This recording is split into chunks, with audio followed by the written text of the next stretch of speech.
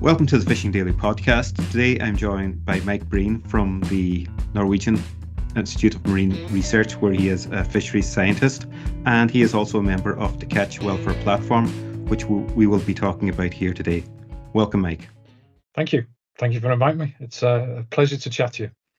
Thank you. Mike, tell us a little bit about your role in the Institute of Marine Research.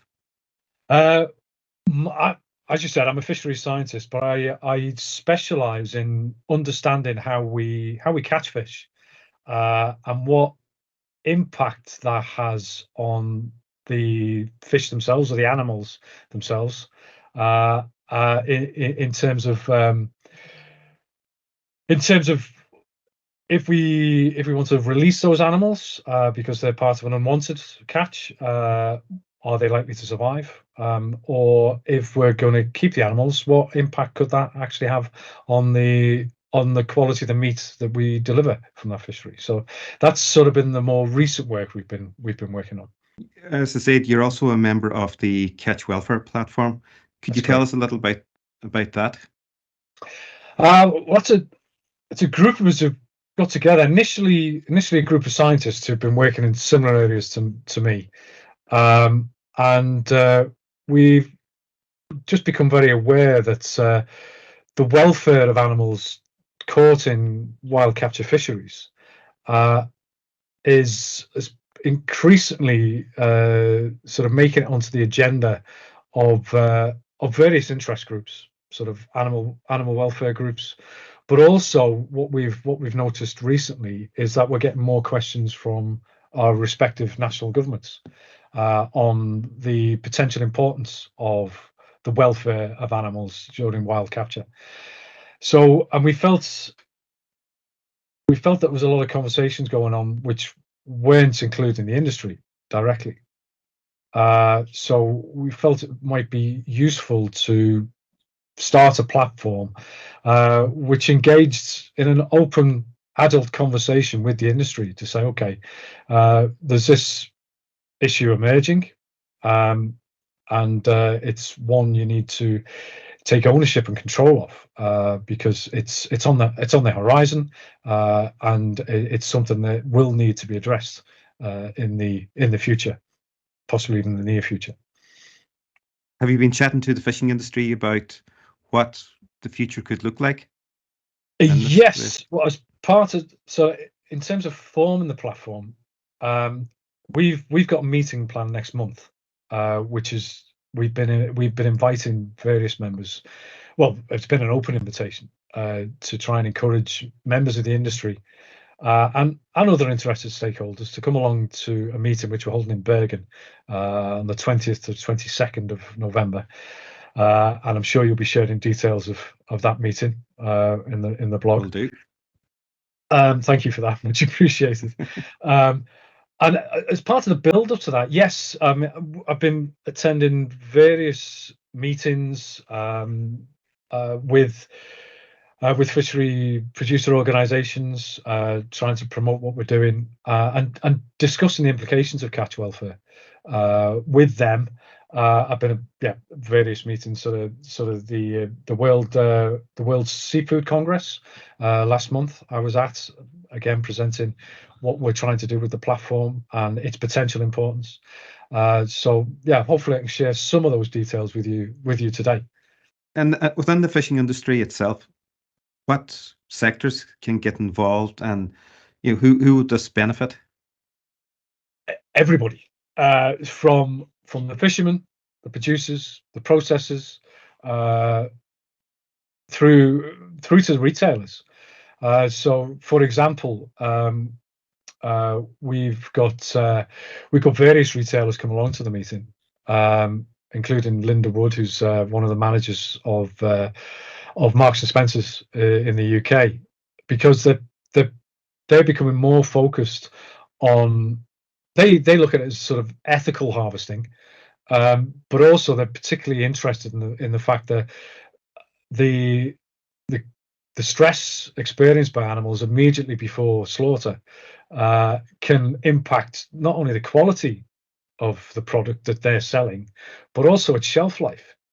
and that feeds right down to the fishermen. So if the fishermen can control and limit the stress of the fish or the lobster or the crab as they catch them and as they kill them, then that will have a positive impact on the quality of the meat that's produced from those animals. So it's everybody. It's everybody involved in that supply chain has a role to play, or will have interest in what we're trying to achieve in terms of the platform goals. And as you mentioned there, the conference is on in Bergen, Norway, between the 20th and the 22nd 22nd, yeah, of November.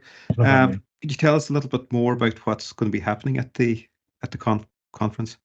Yes, yeah, of course. We'll be having a mix of sort of presentations, both from scientists, sort of talking about what we know or what we think we know at the moment about welfare and its implications, but also from the industry itself. So we'll have various representatives from the industry who'll be talking about their experiences and what they know or want to know in terms of how they can improve catch welfare and potentially the quality of the produce they're producing. So that there'll be a presentation format, but then to try and move things forward, each day we'll have various breakout sessions where we'll break out into different groups, which will be deliberately smaller, because we know that a lot of people don't like speaking in front of large groups. So these groups will be deliberately smaller and tend to focus on maybe a particular fishery or a particular capture method. So we can have sort of more focused discussion on what we think the problems are in terms of catch welfare, and what solutions people can come up with. We don't even pretend to suggest we have any of, certainly not all of the answers. We're looking for feedback from the industry to say, okay, maybe this is one solution we could look at, and then we'll take that forward through a project which is coming, which will lead directly from this meeting, where we'll have working groups which will try and focus on these problem solving issues, and try and create projects out of it, where we'll actually practically try and look at solutions to these projects and get funding for those projects from the organisation which is funding us at the moment, which is an organisation called Open Philanthropy. So they support a lot of sort of animal welfare initiatives. And what's interesting about this one is they're very focused on trying to get the industry involved and solving their own problems. So yeah, that's how we're going to plan to move things forward. You'll be one of the key speakers at the conference as well. And what will you be speaking about? Yeah, I'll be giving an introductions about what do we mean about catch welfare. I mean, I think people can guess what we're looking at, but I'm going to be providing a bit more substance to that. What do we mean by catch welfare? What are its benefits or potential benefits? So I've already hinted at that already. I mean, catch welfare. The way we look at catch welfare is, how can we reduce the stress that the animals experience during capture, and particularly during handling and slaughter, so that we minimize the impact of that stress on the animals we keep, or if we're not killing them, on the animals that we release, because if they go on to live on, then that's a benefit to the ecosystem. It's a benefit to the stock that's being harvested. If we are keeping them, then minimizing the stress. We've already started to show with some of our early investigations into this, is that we can improve on the quality metrics the industry uses in terms of looking at quality of fillets, for example. We can see a definite difference between stressed and non-stressed animals. We've also shown that there's a link, for example, with mackerel. We can we can tell whether a mackerel was stressed or not when it was killed 12 months previous from a fillet taken from a freezer by looking at different measures within that fillet. And that has direct implications for shelf life, because the quality of the stress, the quality of the fillets, frozen fillets in the stressed fish was a poorer quality than the control fish. So that has direct implications on shelf life, and that's why retailers like Marks and Spencers and Tesco's in the UK are interested in what we're doing. That's why they're starting to sort of listen to what we're saying and try and speak with their producers to say, okay, how can we try and improve methods so we can improve the shelf life and the product that we're giving to our customer. So as I said, it's sort of all the way down the chain. So that's what I'll be speaking about initially. Yeah, you mentioned there as well the survivability of the fish that's not caught. Yes. That's part of the process of the fishing operation, but that's Yes. not caught smaller fish, the medium-sized fish, the untargeted bycatch. What's the survival rate for them? Yeah, very good question, Oliver. That's a difficult one to answer, because the survival rate as such, to give just a simple number, uh, it's not that easy, because it depends on a lot of different factors. What we do know, and this comes from work that I was involved in 20, 30 years ago now, what we do know is that when we go to the trouble of releasing undersized fish, for example, from a cod end in a trawl or a seine net, I know you were involved. I know you used to be a seine fisherman. We go to a lot of trouble in sort of defining what the mesh size should be, so we release the smaller fish. Now, with the work that we did back then in the 90s and the early noughties, what we showed is that not all of those fish that escape survive. And actually, and this was a surprise to many people, that it's not the bigger fish that are the ones that squeezing through the meshes that might have skin damage. It's not those fish that were dying. They tend to be quite robust. It's actually the really small fish, the juvenile fish, the O group fish, the ones that are a year or so old.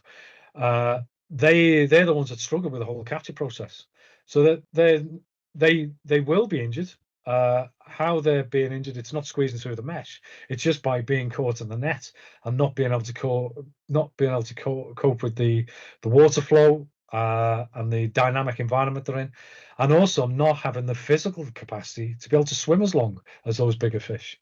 And we think that that's what it was impacting on those fish. So it's never like anything. It's never a simple story.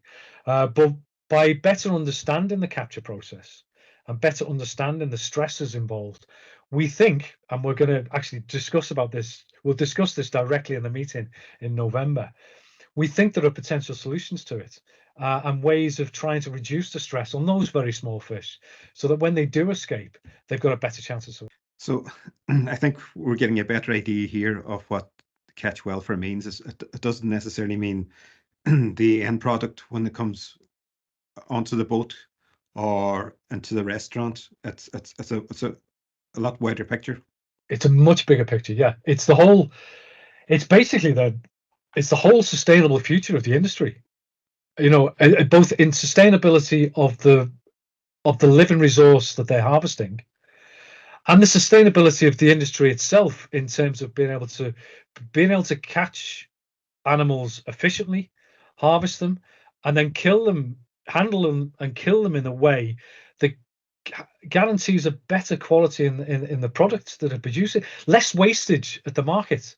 So less fish which are being thrown away at the market just because they can't be used. We know this is a problem, and you can avoid that by looking after the catch at each stage, up to the point and beyond that you kill it. Not just how well you chill the animals, but how do you slaughter the animal? How do you maybe stun the animal so that it doesn't experience any further stresses as you go through the process of slaughtering and maybe bleeding and then filleting, and so reduce the whole impact of stress on the final product.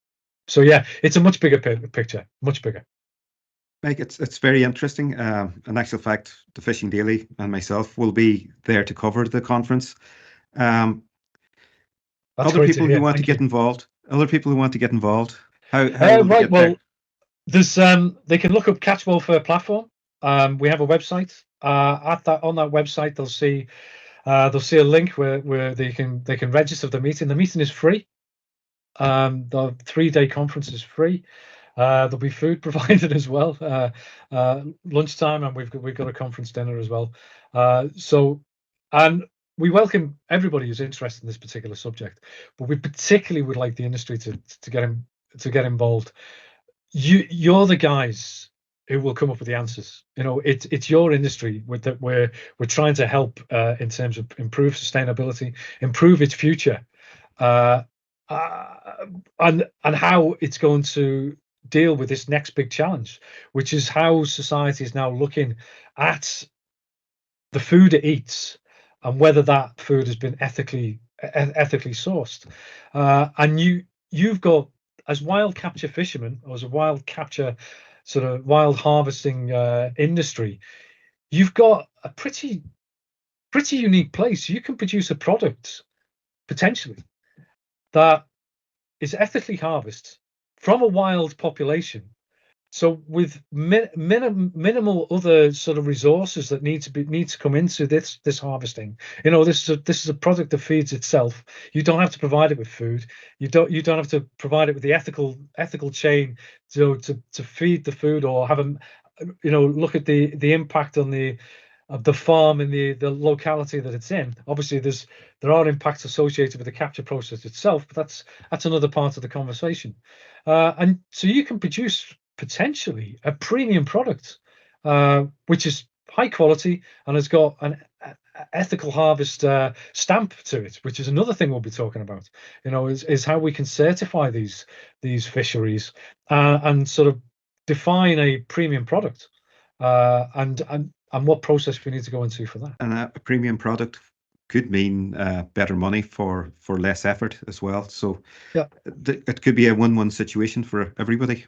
that's what we think. I mean, we can't promise price. I mean, price is determined by the market. Well, what we can say is that, by minimizing stress, you've really got, as long as you look after it through the rest of the supply chain, you've got the potential to produce a premium quality product.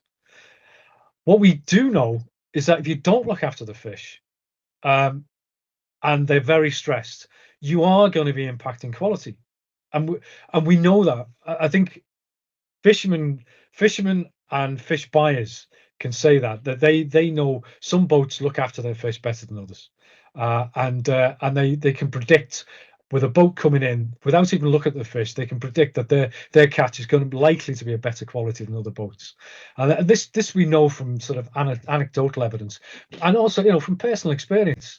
I know we've spoken before about this, and it's Yeah, certainly we did. experiences we've had, and so we know there's a grain of truth to this. So yeah, get involved in the conversation. Let's see if there's any merit to this, and whether we can do something about it. We believe we can, and we believe it's not just an opportunity. This may sound like management speak here, but it's not just a big challenge you're going to be facing. It's a huge opportunity for the industry to move forward, and to really move forward into the 21st century, and develop whole new opportunities for itself in terms of marketing, certification, secure markets for themselves. No, it's a potential new future. Well, Mike, it's been very interesting chatting with you, and we'll probably be speaking to you again at the conference.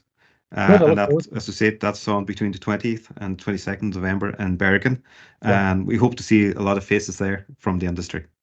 yeah, I really do. And thank you so much for your interest. I really appreciate being able to chat to you. It's been a very pleasant morning chatting to you, Oliver. So I look forward to meeting you in Bergen.